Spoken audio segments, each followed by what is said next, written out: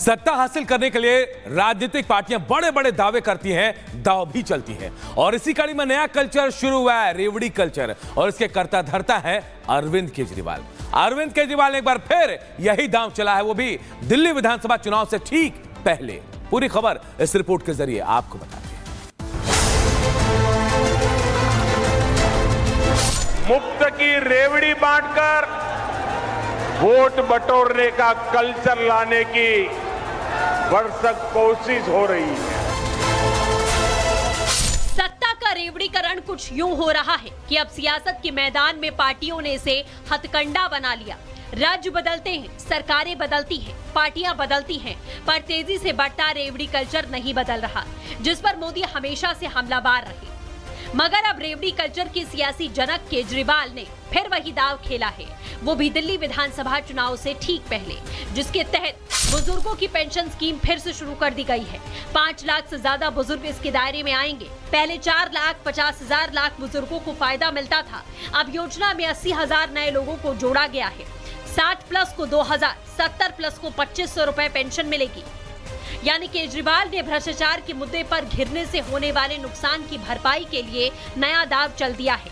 कई महीने तक जब मैं जेल में था तो कई महीनों तक उन्होंने बुजुर्गों की पेंशन रोक दी, मुझे बहुत तकलीफ हुई।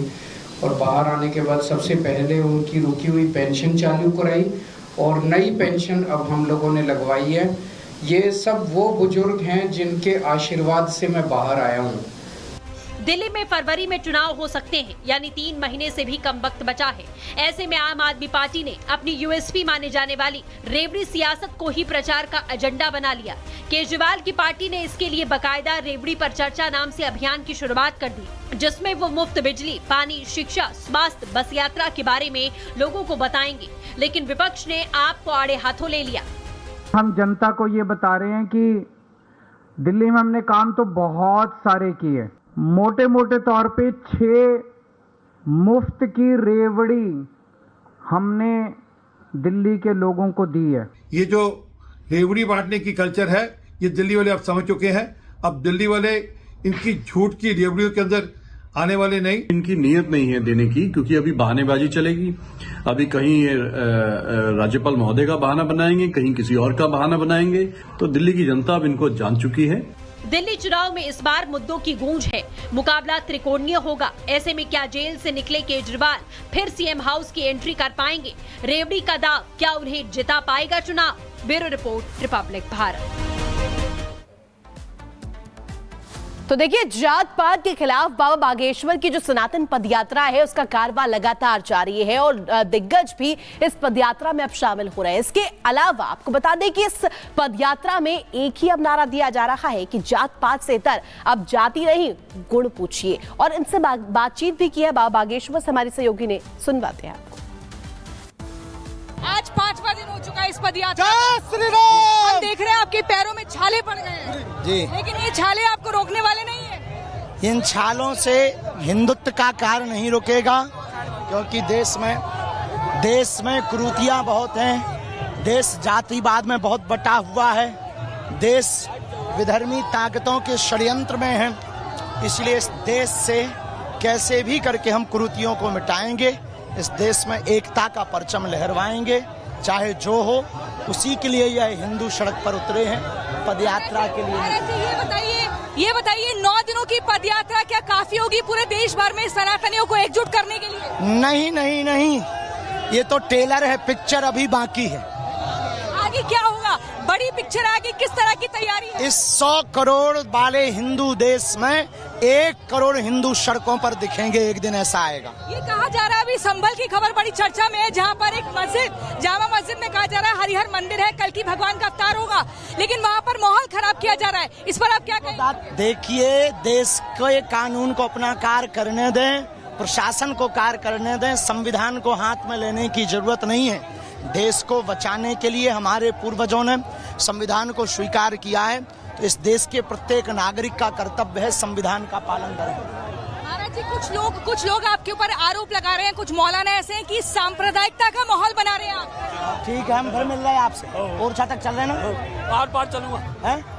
आर पार हाँ, कुछ मौलाना ऐसे हैं जो आपके ऊपर सांप्रदायिकता का आरोप लगा रहे हैं। उनका अपना निजी मत है, हमारा कोई मत नहीं है, उनका अपना निजी विचार है। हम किसी भी प्रकार से इस देश में दंगा नहीं चाहते, हम इस देश में शांति चाहते, हम देश में हिंदुत्व की क्रांति चाहते, हम इस देश में एकता चाहते, हम इस देश में लोगों के प्रति सद्भाव चाहते, सद्विचार चाहते, हम इस देश में पूजा भी चाहते, पर हम इस देश में अध्यात्म भी चाहते, वो भी हिंदुत्व का अध्यात्म।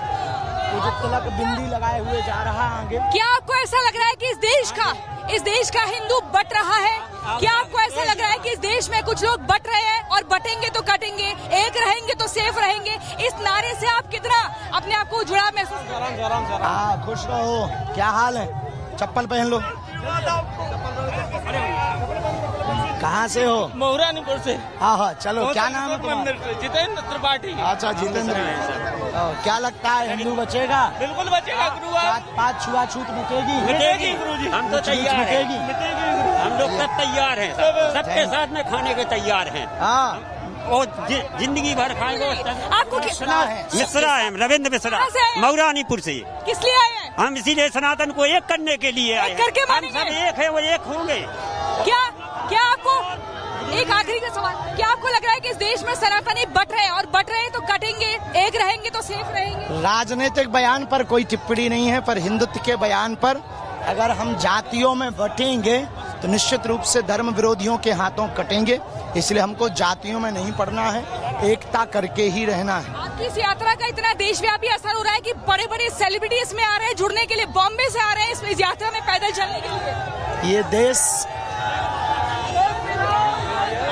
छोटा बच्चा लिए खड़ी है।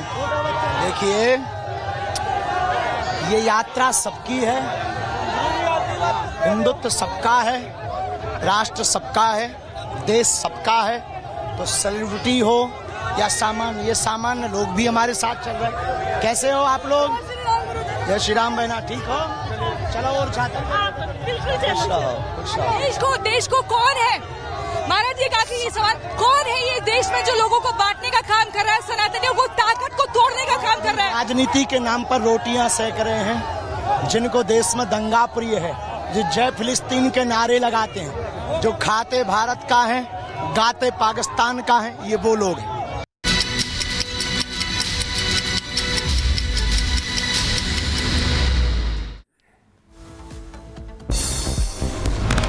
राजस्थान के उदयपुर में विश्वराज सिंह के राजनीतिक पर मचा बवाल। सिटी पैलेस के बाहर पथराव के बाद बिगड़ी स्थिति। पुलिस ने विवादित संपत्ति को कुर्क करते हुए रिसीवर नियुक्त किया। पैलेस, मंदिरों और फोर्ट के मालिकाना हक को लेकर विवाद बढ़ा है। सिटी पैलेस के बाहर अफरा तफरी की स्थिति बन गई। महल के अंदर से पत्थर और कांच के बोतलें फेंकी गई हैं। हमले में 3 से 4 लोगों को चोटें भी आई। सिटी पैलेस के दरवाजे बंद होने पर विश्वराज सिंह के समर्थकों ने हंगामा किया। भीड़ को तितर बितर करने के लिए पुलिस ने लाठी चार्ज भी किया। राजसमंद से बीजेपी विधायक है विश्वराज सिंह। संभल हिंसा मामले की होगी मजिस्ट्रेट जांच, 7 दिन में रिपोर्ट दाखिल करने का आदेश। अब तक 7 FIR, 25 उपद्रवी गिरफ्तार। जामा मस्जिद के व्यवस्थापक से भी पूछताछ हुई है। समाजवादी पार्टी का प्रतिनिधि मंडल, यहां समाजवादी पार्टी के नेता संभल जाएंगे। नेता प्रतिपक्ष माता प्रसाद पांडे जो है 12 नेताओं के साथ वो वहां उसका दौरा करने वाले, हिंसा की जानकारी लेंगे और फिर अपनी रिपोर्ट अखिलेश यादव को सौंपेंगे।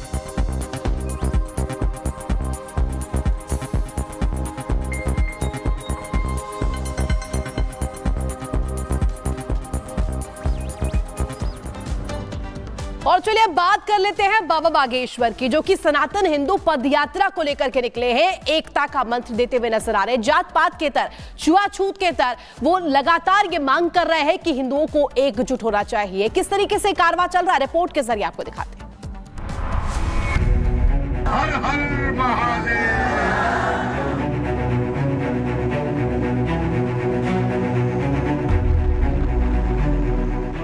बागेश्वर धाम के आचार्य धीरेन्द्र कृष्ण शास्त्री की तरफ से निकाली जा रही सनातन हिंदू एकता पदयात्रा में कई अनोखे रंग देखने को मिल रहे हैं। कोई भक्त यहाँ लगातार नंगे पैर चलकर तो कोई नाचते हुए इस यात्रा को पूरा कर रहा है। एक भक्त तो ऐसा भी है जो इस पद यात्रा के रथ को अपनी चोटी से खींच रहा है। बागेश्वर धाम का ये भक्त अपनी चोटी में रथ को बांधकर पूरी पद यात्रा में खींचते हुए चल रहा है।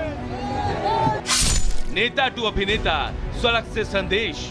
बाबा बागेश्वर की पदयात्रा छतरपुर से शुरू होकर उत्तर प्रदेश में प्रवेश कर गई है। पंडित धीरेन्द्र कृष्ण शास्त्री की इस यात्रा में भारत के जाने माने फिल्मी कलाकार संजय दत्त शामिल हुए। संजू बाबा हाथ लहराते हुए बाबा बागेश्वर की सनातन हिंदू एकता यात्रा में शामिल हुए। लगभग 1.5 से 2 किलोमीटर तक बाबा बागेश्वर के साथ कदम से कदम मिलाकर वो यात्रा में चले। और मेरे भाई हैं, गुरुजी मेरे भाई हैं छोटे, और इन